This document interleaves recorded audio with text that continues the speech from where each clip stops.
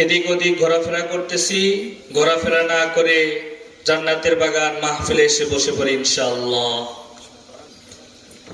ইনশাআল্লাহ এই মুহূর্তে আপনাদের সামনে কোরআন ও হাদিস থেকে জ্ঞান গর্বপূর্ণ আলোচনা করবেন হাফেজ মাওলানা গোলাম মুস্তাফা বিন নাসির। হাফেজ মাওলানা গোলাম মুস্তাফা বিন নাসির। আমি হযরতকে কোরআন ও হাদিস থেকে আলোচনা করার জন্য বিশেষভাবে অনুরোধ করছি।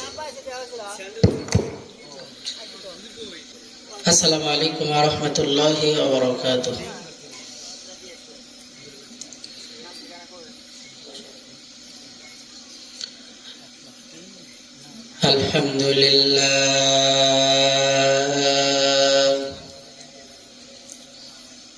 আলহামদুলিল্লাহিল আকরামিল্লাযী খালাকাল ইনসানা ওয়া কাররাম وعلمه من البيان ما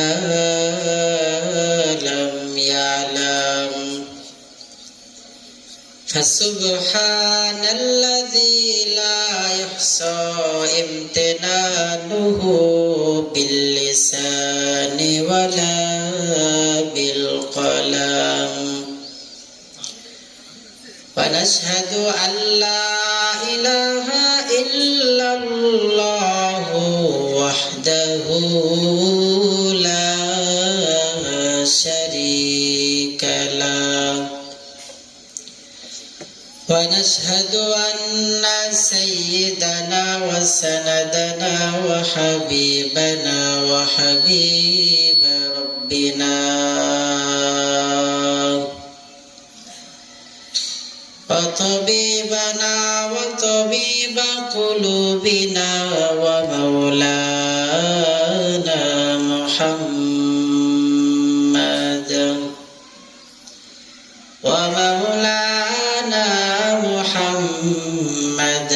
عبده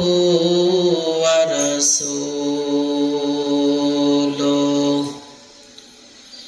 صلى الله تعالى عليه وعلى آله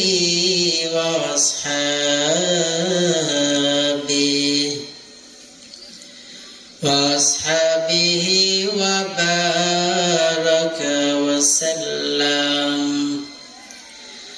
وبارك وسلم تسليما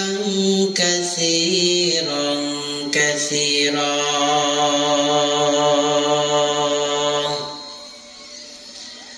الذي أرسله الله تعالى بالحق بشيرا ونذيرا وداعيا إلى الله بإذنه وسراجا منيرا.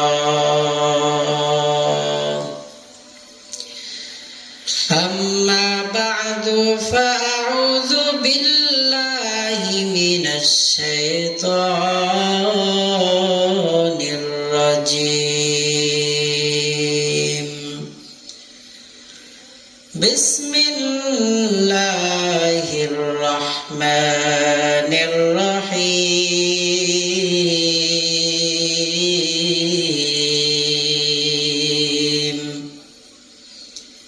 يا أيها الذين آمنوا اتقوا الله وكونوا مع الصادقين. وقال النبي صلى الله تعالى عليه وسلم الصلاة معراج المؤمن أو كما قال النبي عليه الصلاة والسلام.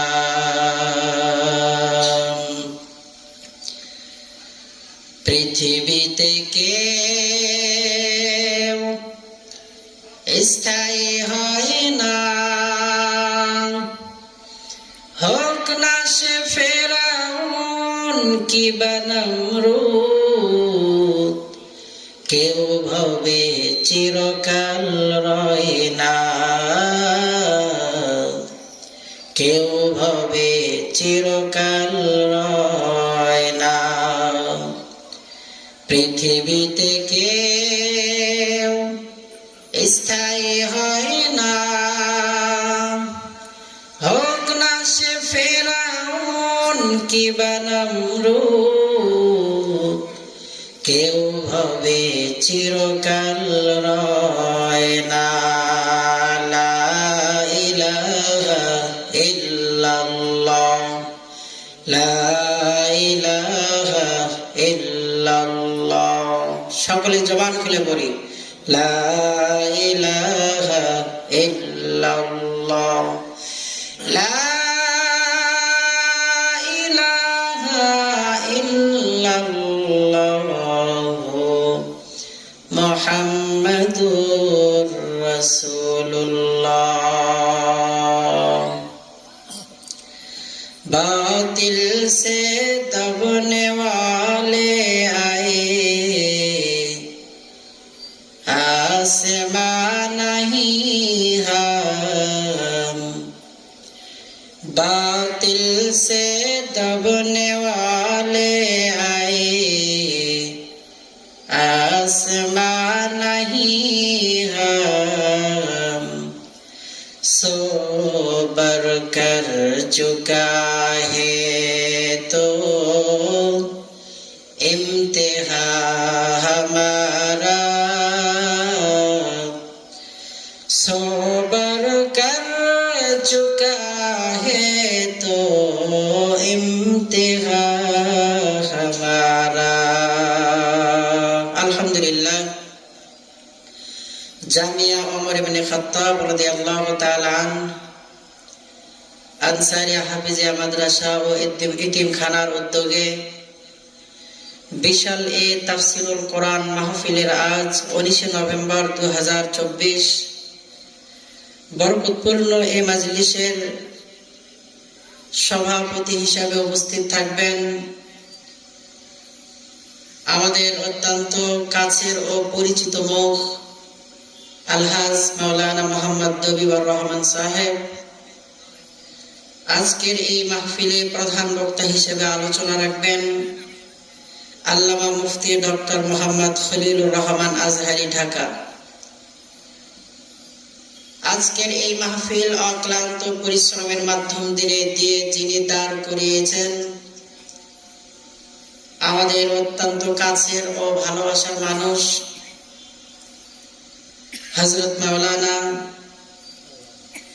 ইসমাইল রহমানী সাহেব। আল্লাহ পাক সকলের সকল শ্রম, কেউ মেধা দিয়ে শ্রম দিয়েছেন, কেউ বুদ্ধি দিয়ে, কেউ টাকা পয়সা দিয়ে, যে যেভাবে শ্রম দিয়েছেন আল্লাহ পাক সকলের এই শ্রমকে জান্নাতের বিনিময়ে কবুল করেন, সকলেই বলে আমিন। মুহতারাম হাজিরিন, আজকে দ্বীনি শিক্ষা প্রতিষ্ঠান সম্পর্কে মাহফিল প্রতিষ্ঠানের উদ্যোগে এই ঐতিহাসিক তাফসীরুল কোরআন মাহফিল। আসলে ওয়াজ মাহফিল, দাওয়াত ও তাবলীগ, জিহাদ, পীর মাশায়েখ, মুবাল্লিগ, মুজাহিদ এসব কিছুর মারকাজ হলো দ্বীনি শিক্ষা প্রতিষ্ঠান, মাদ্রাসা। পৃথিবীর সমস্ত বেঈমান এরা একটা মিশন নিয়ে কাজ করে, আর সেই মিশনটা হলো মসজিদ বন্ধ করে দাও, এই মিশন তাদের নেই। ইমামতি বন্ধ করে দাও, এই মিশন তাদের নেই। জিহাদ বন্ধ করে দাও, এই মিশন তাদের নেই। তারা একটা মিশন নিয়ে কাজ করে, সেই মিশনটা হলো দ্বীনি শিক্ষা প্রতিষ্ঠান বন্ধ করে দাও। কথা বলেন ঠিক কিনা? এজন্য আমরা মুসলমান দ্বীনি শিক্ষা প্রতিষ্ঠানগুলো কিভাবে জমিনের মধ্যে কায়েম ও দায়েম থাকে, এজন্য আমাদেরকে যন্তর কৌশেষ, মুজাহাদা ও মেহনত করে দ্বীনি শিক্ষা প্রতিষ্ঠানগুলো দুনিয়ার মধ্যে টিকে রাখতে হবে। কারণ যুগে যুগে বাতিল এসেছে বিভিন্ন রূপ ধারণ করে, এই বাতিলগুলোকে চিরতরে নির্মূল করতে গেলে আমাদেরকে অবশ্যই দ্বীনি ইলম হাসিল করতে হবে। আর এই দ্বীনি ইলম হাসিল করার মাধ্যম স্থান হলো দ্বীনি শিক্ষা প্রতিষ্ঠান। বাতিল বিভিন্ন সময় বিভিন্ন রূপ ধারণ করে এ জমিনে পদার্পণ করেছেন। বাতিল যখন বেঈমান নমরুদের রূপ ধারণ করে এ জমিনের মধ্যে আবির্ভাব হয়েছিল, ওই সময় আল্লাহ তাআলা হকের ঝান্ডা নবী ইব্রাহিমকে দিয়ে বাতিলের মোকাবেলা করায় নিয়েছেন। বাতিল যখন ফেরাউনের রূপ ধারণ করে এসেছিল, ওই বাতিলকে চিরতরে নির্মূল উৎখাত করার জন্য আল্লাহ তাআলা নবী মূসাকে দুনিয়ার মধ্যে প্রেরণ করিয়েছিলেন। বাতিল যখন আবু জেহেল, উতবা, লাহাব, সাহিবান রূপ ধারণ করে এসেছে, সে বাতিলকে আল্লাহ তাআলা চিরতরে মাটির সঙ্গে মিশিয়ে দেওয়ার জন্য আখিরি জামানার পয়গম্বর জনাবে মুহাম্মদ আরবি সাল্লাল্লাহু আলাইহি ওয়াসাল্লামের জন্ম এই ধরাতে করিয়ে দিয়েছেন। বাতিল যখন মুসাইলামাতুল কাজ্জাবের রূপ ধারণ করে এসেছে, সে বাতিলকে চিরতরে নির্মূল করার লক্ষ্যে আল্লাহ তাআলা আবু বকর, ওমর, ওসমানকে হকের ঝান্ডা দিয়ে মুসাইলামাতুল কাজ্জাবের বিরোধিতা করিয়ে নিয়েছেন। বাতিল যখন বর্তমান সময় আওয়ামী লীগ তথা হাসিনার রূপ ধারণ করে এসেছিল, সে বাতিলকে উৎখাত করার জন্য আল্লাহ তাআলা বৈষম্য বিরোধী ছাত্র জনতার মাধ্যমে এবং তৌহিদি জনতার মাধ্যমে, উলামায়ে কেরামের মাধ্যমে, উলামা তোলাবাদের মাধ্যমে আল্লাহ তাআলা জালেম শাহীকে এদেশ থেকে পালায়ন করতে বাধ্য করেছে। কথা বলেন ঠিক কিনা? যুগে যুগে বাতিল আসবে, কিন্তু এই বাতিলের মোকাবেলা করার জন্য আল্লাহ তাআলা কাউকে না কাউকে জমিনের ভিতরে পয়দা করে দিবে। জমিনের মধ্যে আল্লাহ তাআলা হকের ঝান্ডাবাহী কাদেরকে বানাবেন? যারা দ্বীনি ইলম হাসিল করবেন, তাদেরকে আল্লাহ তাআলা হকের ঝান্ডা দিয়ে বাতিলের মোকাবেলা করিয়ে নেবেন। এজন্য মাদ্রাসার উদ্যোগে মাহফিল অবশ্যই আমরা আজকে এই জোয়ানপুরবাসী এই মাহফিলকে সফল করার লক্ষ্যে সর্বদিক দিয়ে মেহনত করেছি, এখনো পর্যন্ত করব, সামনেও করব ইনশাআল্লাহ। ইবাদতের মধ্যে সর্বোত্তম ইবাদত হলো নামাজ। রাসূল আকরাম সাল্লাল্লাহু আলাইহি ওয়াসাল্লাম বলেন, আল্লাহ পাক আর বান্দার মাঝে বন্ধন ঠিক রাখার মাধ্যম হলো নামাজ। আল্লাহ রাব্বুল আলামিন কোরআনুল কারীমের মধ্যে বলেন, ইন্নী ওয়াজ্জাহতু ওয়াজহিয়া লিল্লাযী ফাতারাস সামাওয়াতি ওয়াল আরদ হানিফান ওয়া মা আনা মিনাল মুশরিকিন।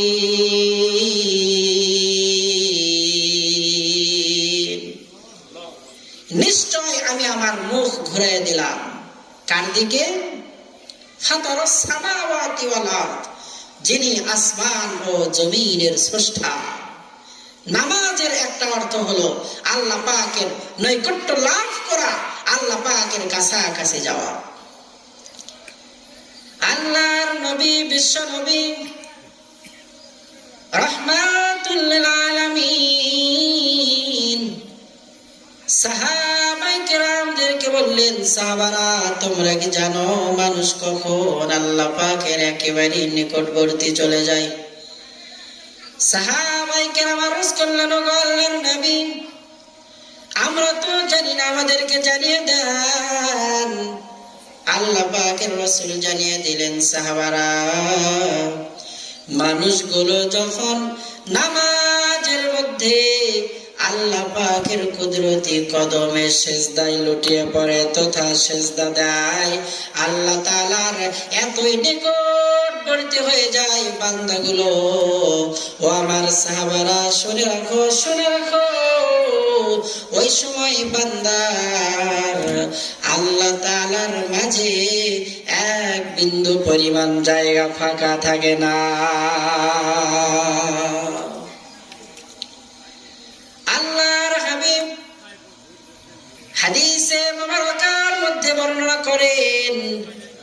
আসসালাতু ইমাদুদ্দিন মান আকামাহা ফাকাদ আকামাদ্দিন ওয়া মান তারাকাহা ফাকাদ হাদামাদ্দিন আই হালামাদ্দিন। নামাজ হলো দ্বীনের স্তম্ভ, খুঁটি। যেই ব্যক্তি নামাজকে ছেড়ে দিল, ওই ব্যক্তি দ্বীনকে চিরতরে ধ্বংস করে দিল। দ্বীনকে কোনো সময় ধ্বংস করা যাবে না,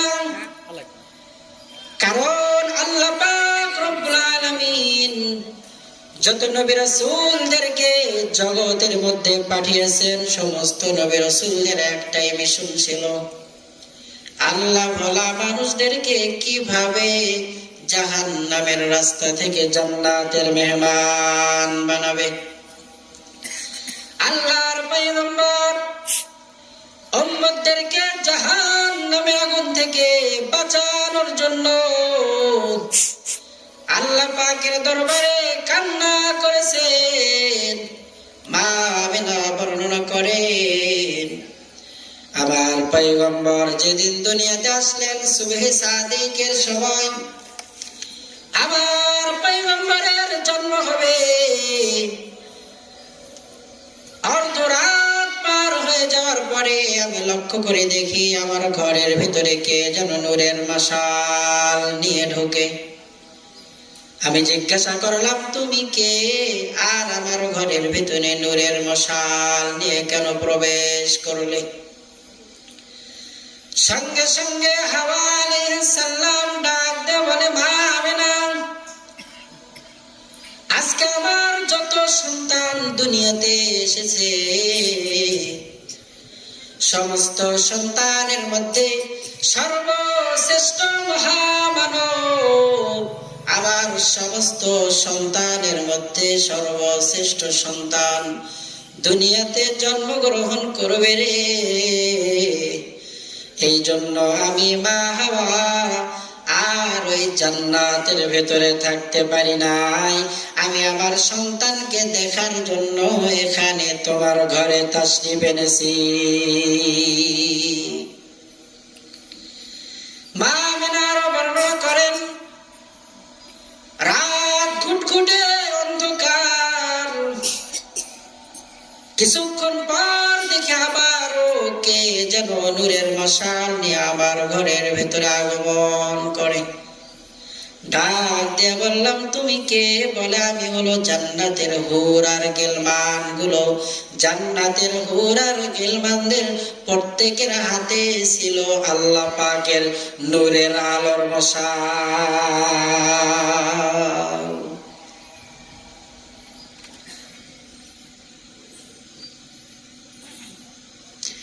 আমার ভাইরা,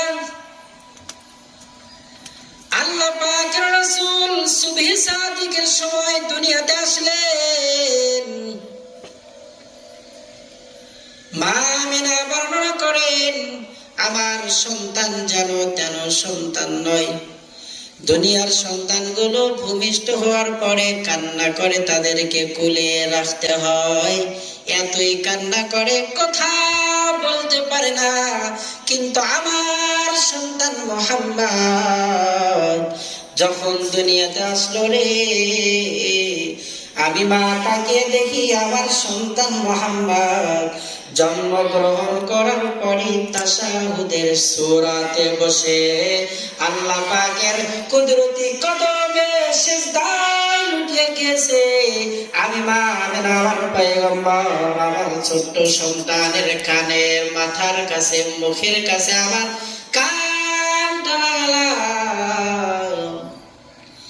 আর মনে মনে ভাবলাম, এত ছোট সন্তান তার জবান দিয়ে কি বলে একটু শ্রবণ করি। মা আমিনা বর্ণনা করেন,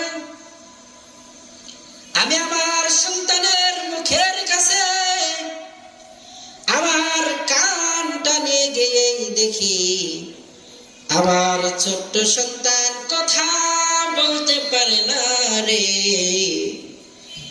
কিন্তু আমার ছোট্ট সন্তান সিজদায় পড়িয়া আল্লাহ তাআলার কাছে ফরিয়াদ করতেছে, আল্লাহ আমার গুনাহগার উম্মতকে আপনি ক্ষমা করবেন নি। শুধু এখানে শেষ নয়, আবার পয়গম্বর আরো বলতেছে, ও আল্লাহ আপনি যদি আমার উম্মতদেরকে ক্ষমা না করেন তাহলে যে সিজদায় লুটিয়ে পড়েছি গো মালিক, কিয়ামত হয়ে যাবে রে। আমি উম্মতের কান্ডারি, উম্মতের পাগল মুহাম্মদ জিন্দেগিতে আর এই সিজদা থেকে মাথা উঠাবো না। সুবহানাল্লাহ, চিল্লায় বলেন। কোন নবীর উম্মত চিন্তা করেছেন? আমার পয়গম্বর যখন আল্লাহ পাকের সঙ্গে দেখা করার জন্য আল্লাহ তাআলা নিজের বন্ধু মুহাম্মদ সাল্লাল্লাহু আলাইহি ওয়াসাল্লামকে মেরাজের মাধ্যম দিয়ে নিজের কাছে ডেকে নিলেন। আল্লাহ তাআলা ডাক দিয়ে বললেন, হাবিব আমার, এখন আমার মাঝে আর আপনার মাঝে কোনো দূরত্ব নাই। ওগো হাবিব, আপনি এখন যা চাবেন আমি আল্লাহ তাআলা খুশি হয়ে আপনাকে তাই দিয়ে দিব।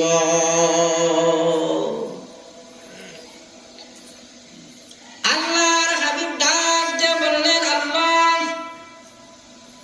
আমি আপনার কাছে কিছুই চাই না, একটা কথার ওয়াদা নিতে চাই গো মালিক। আপনি ওয়াদা দেন আমার গুনাহগার উম্মতকে আপনি মাফ করবেন নি আর জান্নাত দিবেন নি। আল্লাহ তাআলা সঙ্গে সঙ্গে জানিয়ে দিলেন, হাবিব আমার, আপনি এত চিন্তিত কেন আর এত পেরেশান হয়েছেন কেন হাবিব আমার? মার সন্তানের মাঝে সন্তান যে এরকম ভাবে নিরাপদ, আল্লাহর নবী আমার হাবিব আপনাকে কথা দিলাম, আমার মাঝে আর আপনি নবীর মাঝে আপনার গুনাহগার উম্মত একই রকম নিরাপদ।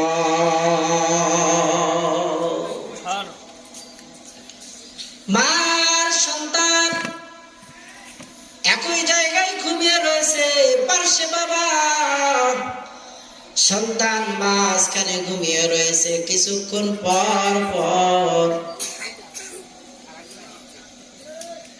মা সন্তানের কাঁথা পাল্টিয়ে দেয়, কিছুক্ষণ পরে প্রসবের দেনা পাল্টিয়ে দেয়, বাবা বারবার শরীরের উপরে কাপড় দেয়। তার মানে সন্তান একেবারেই নিরাপদ। কথা বলেন ঠিক কিনা? আল্লাহ জানিয়ে দিলেন, হাবিব আপনার আমার মাঝে আপনার গুনাহগার উম্মত এর চাইতেও বড় নিরাপদ। আল্লাহর পয়গম্বর কান্না করেন, আল্লাহ তাআলা জানিয়ে দিলেন, হাবিব আমার, লিমানিল মুলকুল ইয়াউম লিল্লাহিল ওয়াহিদিল কাহ্হার। ওই হাসরের ময়দানের মালিক আমি আল্লাহ, আর ওই হাসরের ময়দানের বাদশাহী আপনি মুহাম্মাদের। ওগো আল্লাহর নবী শুনে রাখেন, আমি হাসরের ময়দানের মালিক বটে, কিন্তু হাসরের ময়দানের বাদশাহী আপনার।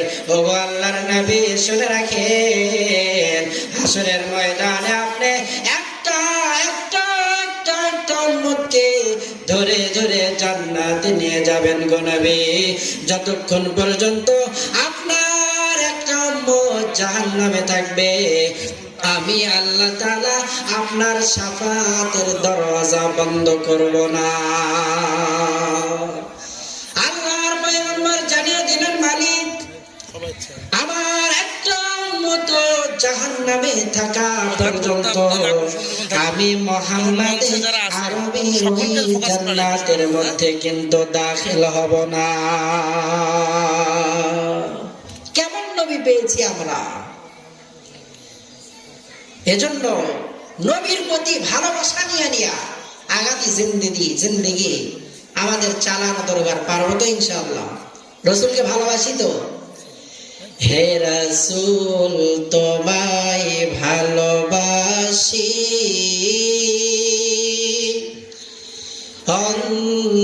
অন্তরে শুধুই মুখে না, জান্নাতের আশায় নয় হে রাসূল, জাহান্নাম কেউ ডরি না। তোমায় পাওয়ার আশায় মন ছুটে যায় মদিনায়, এ আশিকে দিদার দাও না, আর দূরে থাকিও না। হে রাসূল তোমায় ভালোবাসি অন্তরে শুধুই মুখে না, জান্নাতের আশায় নয় হে রাসূল, জাহান্নাম কেউ ডরি না। আল্লাহ পাক আমাদেরকে রাসূল আকরাম সাল্লাল্লাহু আলাইহি ওয়াসাল্লামের ভালোবাসা, ইশক, মহব্বত নিয়ে আগামী জিন্দেগি চলার মতো তৌফিক দান করেন। আমা তৌফিক ইল্লা বিল্লাহ। আসসালামু আলাইকুম ওয়া রাহমাতুল্লাহি ওয়া বারাকাতুহু।